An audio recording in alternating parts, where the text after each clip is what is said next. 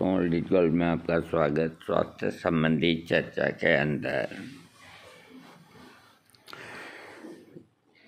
मैंने आपको होम्योपैथिक के अंदर नक्श भूमिका के बारे में करीब 8 भाग दिए और काफ़ी कुछ जानकारी जो मैं जानता हूँ वो दी। और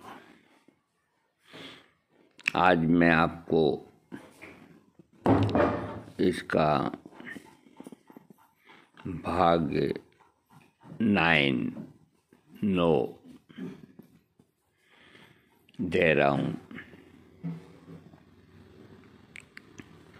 नक्श भूमिका को समझना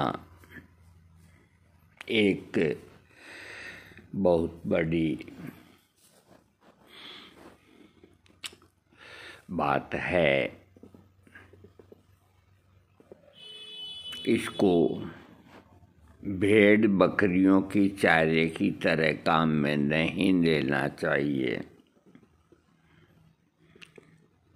नक्श भूमिका का एक पेड़ होता है और उसके फल से इसको तैयार किया जाता है। तो इसके अंदर जो मुख्य जो तत्व होता है उसको स्ट्राइकिन और बुशीन 2 रसायन इसके अंदर जो होते हैं।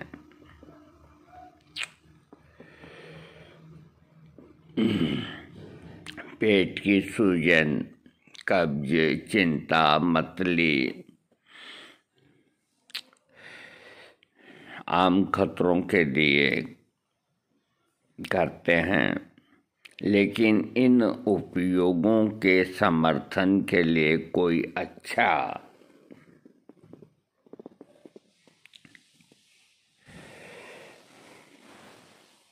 अब आते हैं कि ये कैसे काम करता है।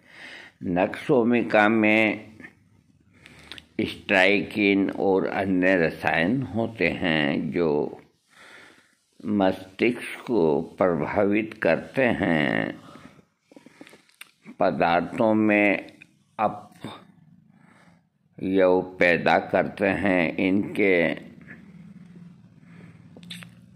प्रभाव से आक्षेप और मृत्यु तक हो सकती है। लक्षण पैदा होने के कारण बहुत कम मात्रा में स्ट्राइकिन अभी भी एक गंभीर समस्या हो सकती है।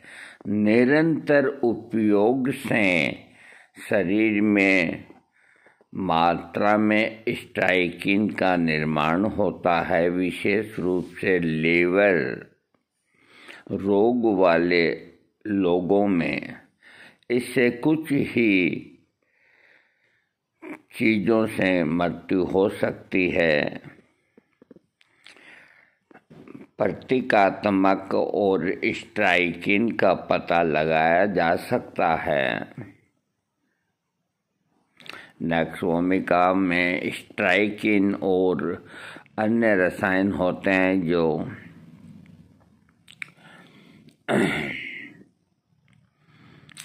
स्ट्राइकिन अभी भी एक गंभीर समस्या हो सकती है।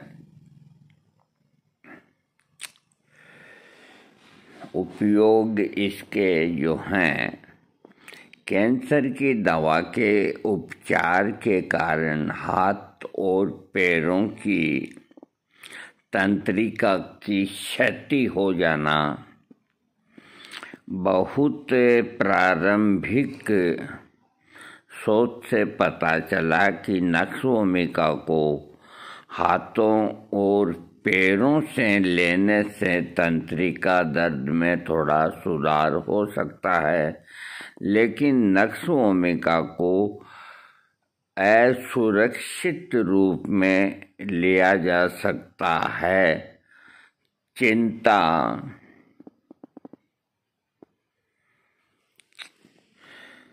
कैंसर, कब्ज, अवसाद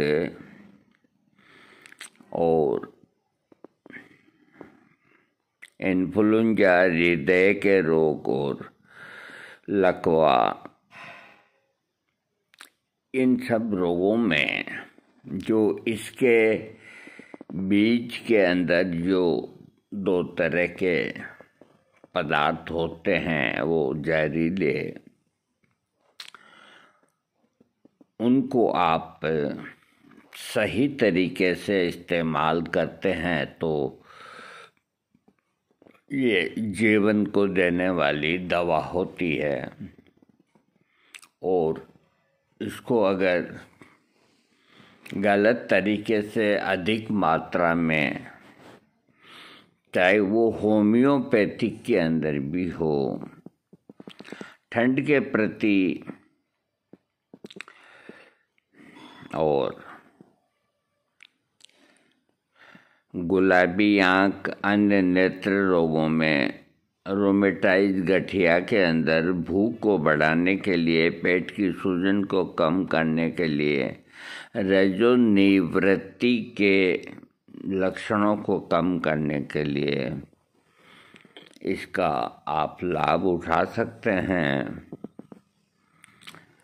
नक्सभूमिका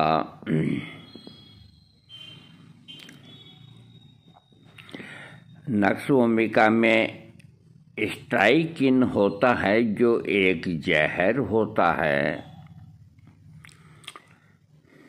60 से 90 एलपीजी स्ट्राइकिन युक्त 1-2 ग्राम नक्सभूमिका लेने से मृत्यु हो सकती है। नक्सभूमिका कम मात्रा में तकलीफ, चिंता, चक्कर, गर्दन और पीठ में अकड़न, गर्दन और पीठ में ऐंठन, दौरा, सांस लेने में तकलीफ, चिड़चिड़ापन और मृत्यु सहित गंभीर लक्षण पैदा हो सकते हैं। किसी को भी नक्सभूमिका नहीं लेनी चाहिए। नक्सभूमिका नहीं लेनी चाहिए मतलब ये कि इसका जो फल होता है उसके लिए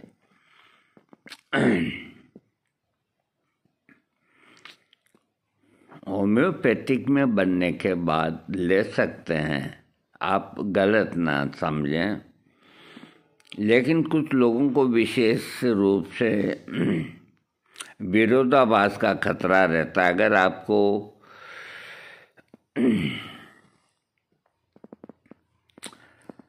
गर्भावस्था और नक्सभूमिका को देवें तो थोड़ी सावधानी बरतनी चाहिए। लीवर की जो बीमारी होती है तो नक्सभूमिका में मौजूद स्ट्राइकिन लीवर को नुकसान पहुंचा सकता है या लीवर की बीमारी को खराब कर सकता है। तो इसका मतलब आप उल्टा निकालिए।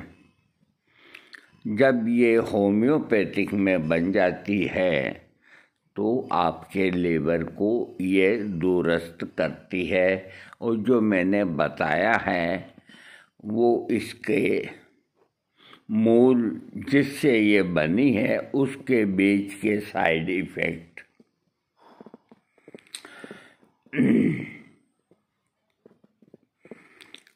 इसके अलावा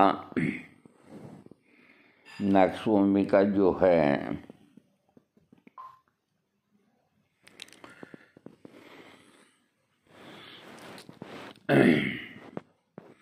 अभी जो मैंने बताया आपको उसमें कोई डरने की बात नहीं। वो इसलिए बताना आवश्यक हो गया कि देखो एक बात है कि होम्योपैथिक में कोई भी दवा बन जाती है तो उसके बारे में डॉक्टर लोग ये दिमाग नहीं लगाते कि ये किससे बनी है और ये जिससे बनी है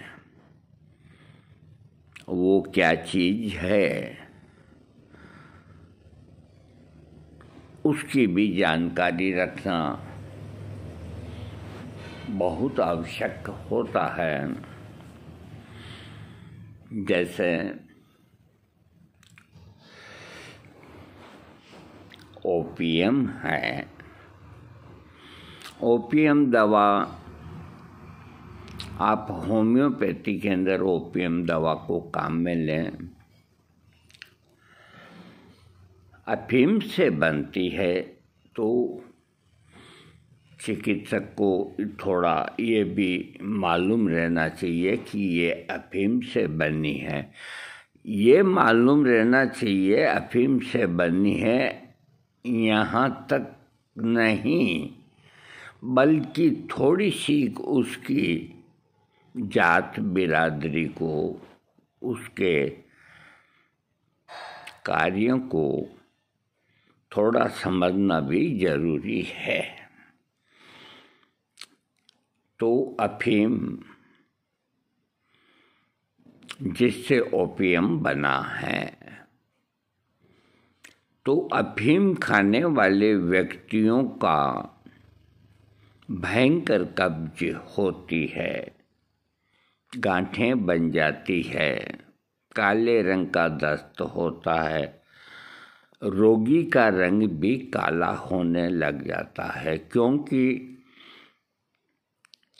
अफीम का रंग भी ऐसा ही होता है और नशा होता है और उसमें जो कंटेंट्स होते हैं वो ये सब कराते हैं। तो कच्ची रूप में नक्श भूमिका का सेवन का बहुत प्रचलन है कई जगह, जैसलमेर, बाड़मेर, ओपीएम का। तो वहाँ जाते ही खातिरदारी में सबसे पहले अफीम खिलाते हैं, अगर नहीं खाएंगे तो वो मन में नाराज होते हैं, तो थोड़ी चखते हैं, कहीं खाते हैं, उसकी काढ़ा बनाते हैं, उसको अफीम गालवा कहते हैं। और खातिरदारी में जैसे अपन चाय देते हैं आते ही मेहमान को, वैसे वो लोग इसको देते हैं। तो वो जो देते हैं तो वो खुद भी खाते हैं। तो इसको कच्चे रूप में सेवन करने से अगर बहुत थोड़ी मात्रा में सेवन करे, नहीं के बराबर, यानी कि एक मोठ के दाने के बराबर, आपको करना नहीं है, मैं खाली जानकारी दे रहा हूँ, मिलती भी नहीं है। और ऊपर रबड़ी और गाय का दूध ये खाए तो आदमी को बलशाली बना देती है। इतिहास गवाह है इस बात का। मेरे यहाँ का जो स्टेट है, बूंदी स्टेट, तो यहाँ के राजा के एक छोटे भाई थे,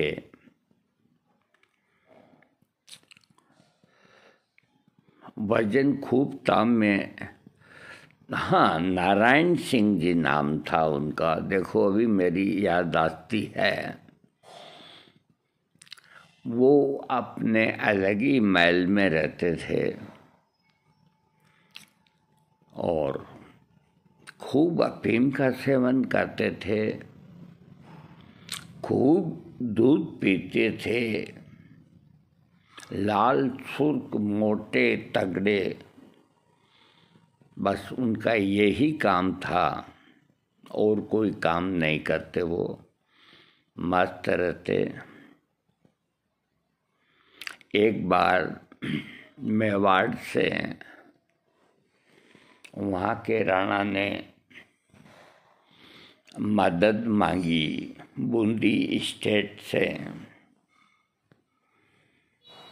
कि हमको बहादुर सिपाही और बहादुर सेनापति आप मदद के लिए भेजिए। तो यहाँ के महाराजा ने सोचा कि नारायण सिंह जी दिन भर आराम फरमाते हैं, उनको इस काम में भेजते हैं। तो उनको बुलाया। वो दरबार हाल में बहुत जाते ही नहीं थे। वो जाते ही उन्होंने जिस तरह कुंभकर्ण ने कहा कि भाई मेरे को क्यों जगाया, इसी तरह मोटे ताजे नारायण सिंह जी ने कहा कि भाई मुझको महाराजा कैसे याद किया। तो फरमान हाथ में दे दिया कि तुम सैनिक लेकर के अच्छे से अच्छे जाओ, मेवाड़ के राणा की तरफ से लड़ो, उनकी हेल्प करो। जो हुक्म कल ही चल जाते हैं। 100-200 सैनिकों की टुकड़ी को लेकर के नारायण सिंह जी रवाना हुए। तो जहाँ पे उनको जाना था रात पड़ गई। तो उन्होंने सोचा अभी शहर के अंदर जाके क्या करेंगे, सुबह जाएंगे। संध्या का समय हुआ कि सुबह शहर में जाएंगे और रात को यहीं विश्राम करते हैं। बाहर एक बगीचा था, वहाँ डेरे डाल दिए और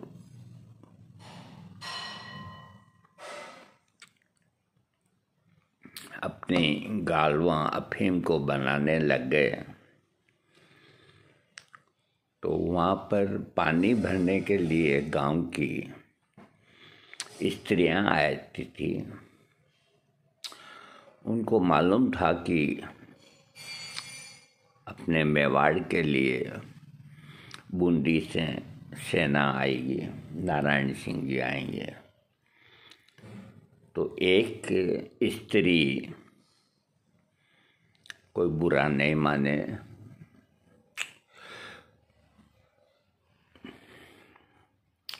कोई जाति की थी यूँ मान लो,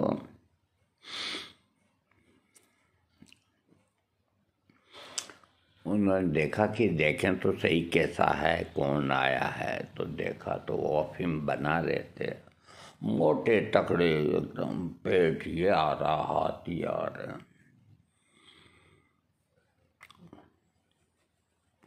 उसने पूछा कोई से कहाँ, ये नारायण सिंह जी हैं, यही लड़ेंगे। उस औरत से रहा नहीं गया। उसने अपनी सहेली को कहा कि ये क्या लड़ेगा, इसका शरीर इतना मोटा ताजा, ये उठा चला कैसे जाता है, क्या है क्या नहीं है, और ये युद्ध के अंदर कैसे लड़ेगा। बूंदी महाराजा ने भी फॉर्मेलिटी के रूप में एक कार्टून भेज दिया। एक तरह से उनकी हंसी उड़ाई तो उन्होंने सुन लिया। फिर कहा यहाँ आओ। वो स्त्री घबराती हुई आई। कहो कम मेरी गलती हो गई, कोई बात नहीं, तुमने हमारी तारीफ करी, बहुत अच्छी करी। पास में भाला पड़ा हुआ था। भाला करीब जो होता है वो 7-8 फीट का होता है। तो उन्होंने भाले को मरोड़ के उसके गले के अंदर के क्या कर रहे हो, कभी देखो तो डाल दिया। कि ये क्या किया तुमने महाराजा, तुमको फांसी नहीं दी, तुम्हारे गले में भाले को है घुमा करके बांधा है। अब तुम जाओ और तुम्हारे मेवाड़ में जो भी बहादुर हो उससे ये खुलवा लो।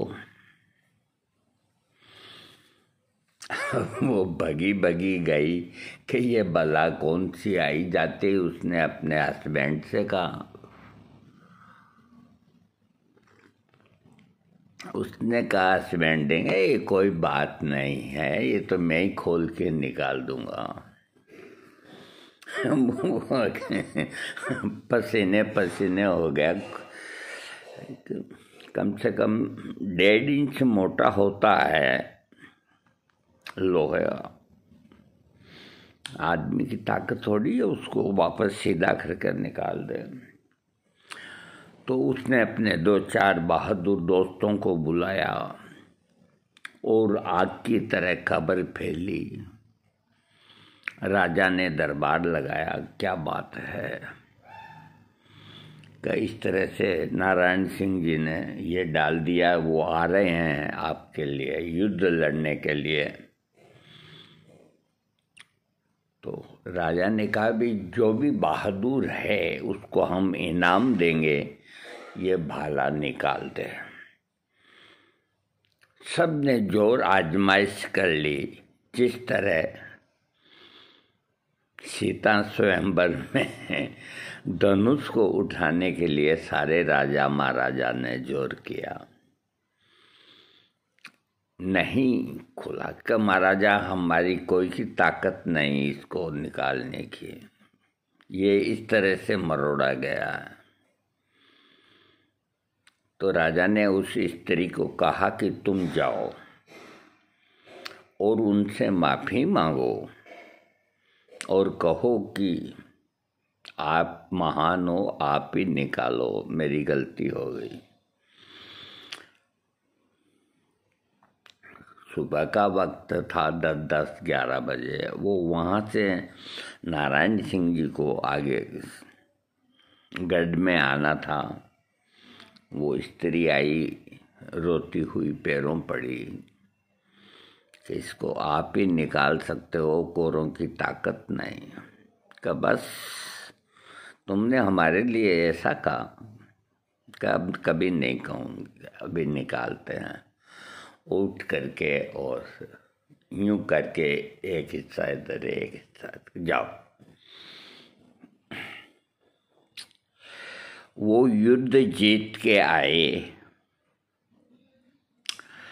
युद्ध जीतने के आए तो इतनी अफीम का सेवन करते थे। तो उनकी जो माँ थी बूढ़ी, उनको कोई दासी ने कहा कि नारायण सिंह जी बहुत ज़्यादा अफीम खाते हैं।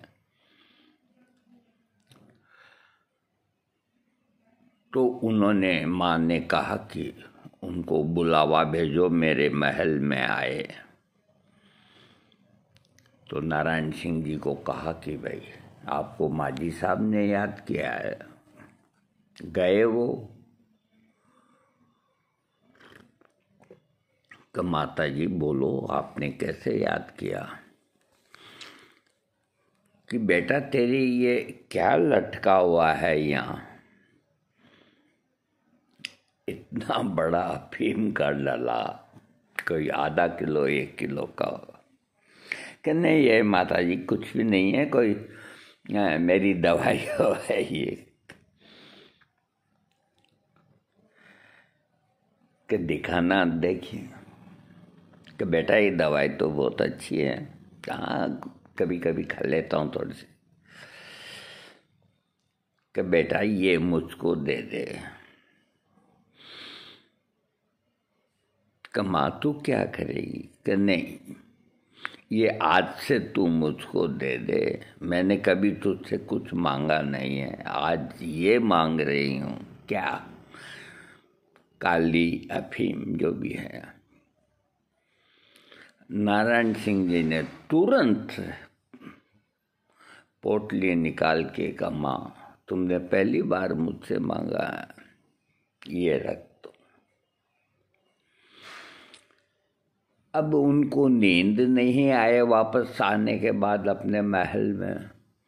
2-4 दिन परेशान हो गए। परेशान होने के बाद में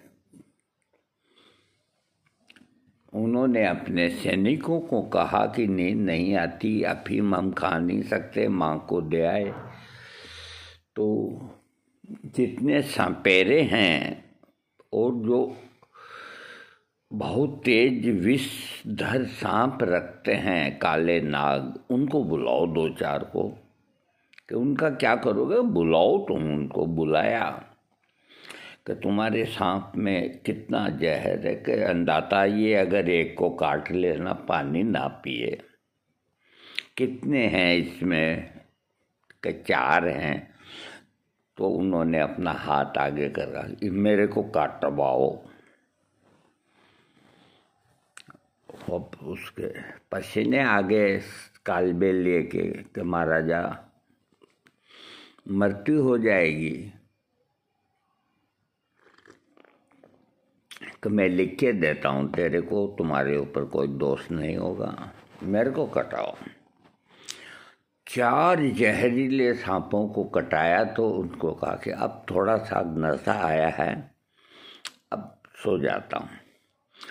तो अब उनकी दिनचर्या ये हो गई कि रोज़ 10-20 कालबेलियों के डेरे वहाँ लग गए और तेज से तेज विष वाले सांप वो लाते और वो 2-4 सांपों को रात को कटवा करके और सोते, तब जा कर के उनको नींद आती।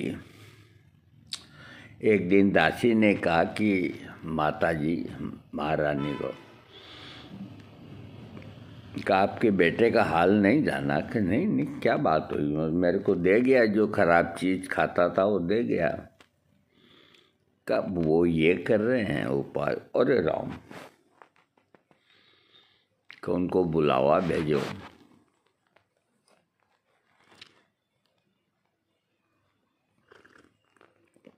नारायण सिंह जी हाजिर हुए कि माँ बोलो और क्या चाहिए।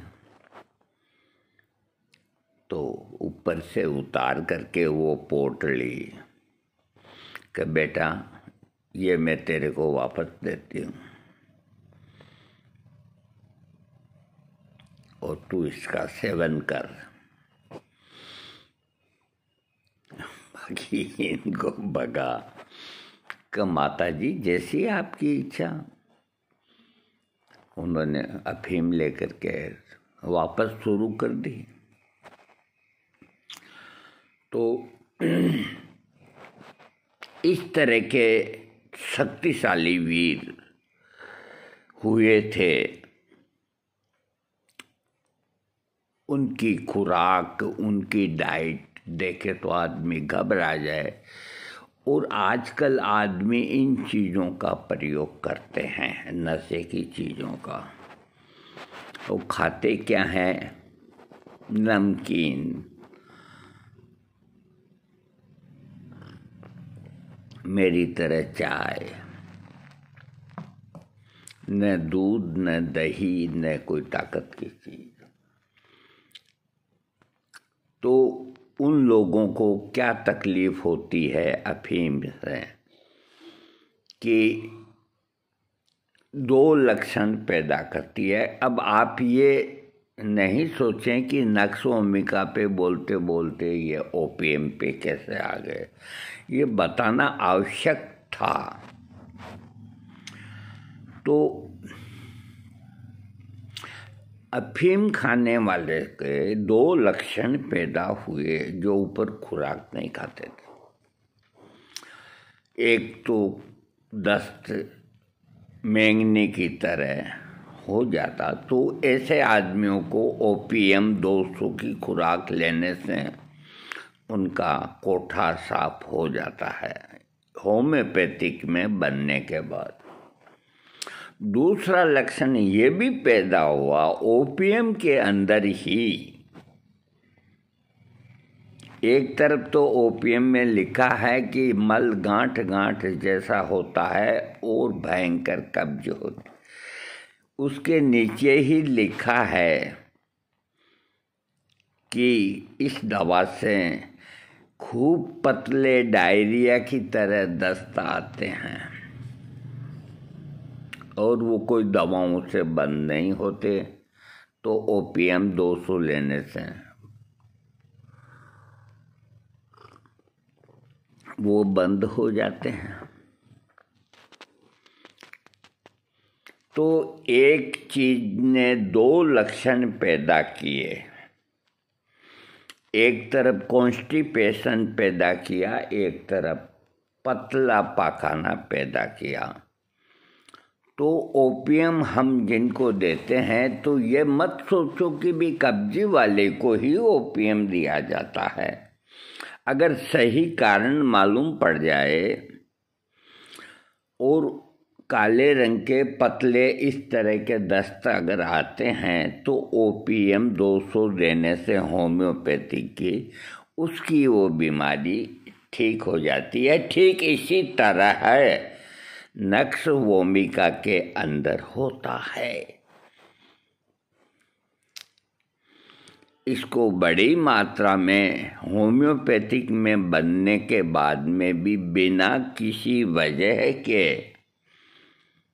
इसका अगर लंबे समय तक मिसयूज आप करेंगे तो ये ठीक जैसा मैंने अभी बताया है, नक्स वोमिका कब्ज को भी तोड़ती है, ख़त्म करती है और डायरिया भी पैदा करती है। दोस्तों, ये भाग 9 मैं आपको दे चुका, अभी मुझे और देना है।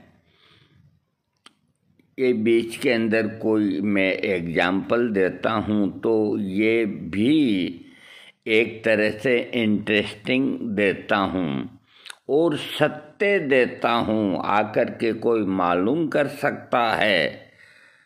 यहाँ पर बूंदी स्टेट के अंदर के भी इस तरह हुए थे।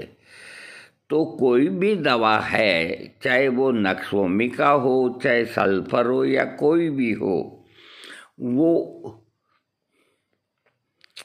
उसको उचित मात्रा में और सही वजह की वजह से आप लेते हैं तो आपको लाभ करेगी और आप उसको लेते ही रहेंगे तो वो आपको दूसरा साइड इफ़ेक्ट देगी, चाहे वो कितनी भी होम्योपैथिक में बनी हो। इसलिए आँख बंद करके कोई भी होम्योपैथिक दवा का लंबे समय तक प्रयोग करना बहुत घातक है। अगला मैं आपको वीडियो बहुत जल्द दूंगा। ये एग्जाम्पल तो मेरे को देने होते हैं क्योंकि एग्जाम्पल से आदमी को जल्दी समझ में बैठता है कि एक चीज़ के दो ही होते हैं। तो इसी तरह जैसे कोनियम जहर है होम्योपैथिक के अंदर, तो कोनियम 200 लेने से मर्दानगी बढ़ती है, शक्ति बढ़ती है, लकवा ठीक होता है या जो भी है, और उसकी कम पोटेंसी के अंदर उसके तत्व होते हैं और उसको बहुत लंबे समय तक अगर कोई लेता रहता है तो वो अपने लक्षण पैदा कर देती है, नीचे से लकवा चालू कर देती है। तो आप ये कभी न सोचिए कि होम्योपैथिक दवा का कोई साइड इफ़ेक्ट नहीं होता। इसको तो इच्छा हो जितने दिन लेते रहो, होम्योपैथिक दवा है, कोई नुकसान नहीं करती। एक लोगों के दिमाग के अंदर ये बात फिट कर दी गई है कई बरसों से। निकाल दो इसको। दवा एक दवाई होती है, उसको उसके निर्धारित समय तक ही लेने पर, निर्धारित मात्रा पे लेने पर, निर्धारित रोग के ऊपर लेने पर आपको आराम मिलेगा, वरना वो आपको ऐसी ऐसी तकलीफ़ें पैदा कर देगी जिसको दुनिया का कोई डॉक्टर ठीक नहीं कर सकता और मृत्यु तक हो सकती है।